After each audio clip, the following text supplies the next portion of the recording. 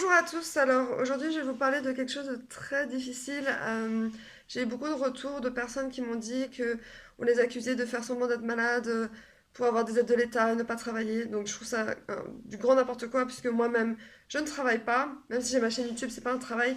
J'ai eu un licenciement pour inaptitude et j'ai des aides de l'État. Et pour commencer par le commencement, pour vous expliquer comment on arrive à avoir des aides et pourquoi on a besoin des aides, c'est tout simplement, donc je vais vous dire en premier lieu ce que c'est vraiment l'état dépressif et l'état maniaque et essayer d'imaginer de transposer ça alors que vous êtes au travail. C'est ahurissant, vous allez voir. Donc, humeur dépressive. Tristesse, perte d'énergie et fatigue, perte d'intérêt, trouble du sommeil, insomnie ou hypersomnie, trouble de l'appétit, agitation ou ralentissement, baisse de concentration, inaptitude à penser ou indécision, sentiment de culpabilité, retrait social, comportement agressif subi de la part des collègues, pensée de mort récurrente. Ça, c'est l'état dépressif. L'état maniaque.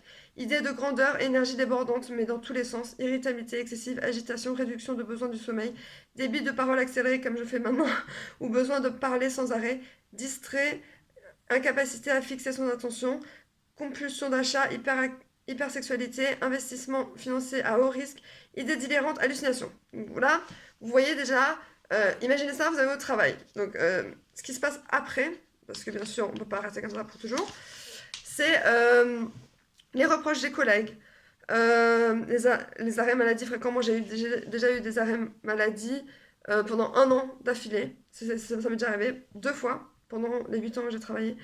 Reprise à mi-temps difficile, puisqu'on doit se réadapter dans le milieu du travail, reprendre son ordinateur ou quoi, et voilà, se remettre dans le mode travail, c'est très difficile, hein. Mise au placard, ça veut dire on vous met des tâches inintéressantes à faire parce que vous êtes capable de rien faire. Stigmatisation de la part des collègues, pourquoi elle pleure tout le temps, pourquoi elle est comme ça. Mise en invalidité. Alors ça c'est pas pour tout le monde, mais en tout cas pour ma part j'ai été mise en invalidité. Et ensuite, stigmatisation encore plus forte de l'entourage, puisque ah, t'es invalide, t'es à mi-temps.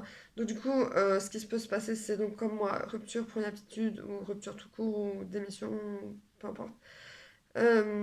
Et ensuite, ressources amoindries, pourtant nécessaires à la survie, effectivement. On ne vit pas, on survit grâce aux aides. Déjà, il y a des aides, heureusement, mais en plus, on survit, parce que vu le montant qu'on a, on peut pas aller très loin, hein. Déjà, à mon avis, on peut vivre que dans un petit studio, j'en sais rien, à moins d'avoir un compagnon ultra riche qui peut nous aider. Je sais pas comment on peut faire, hein. Donc ensuite, là, je vais parler à l'entourage, aux amis, etc.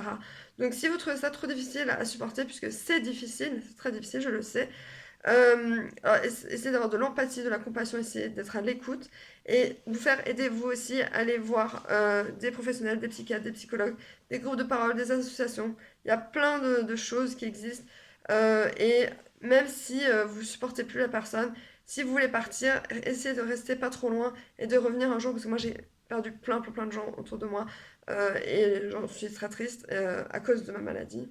Donc voilà. Et puis voilà, être à l'écoute et présent et voilà.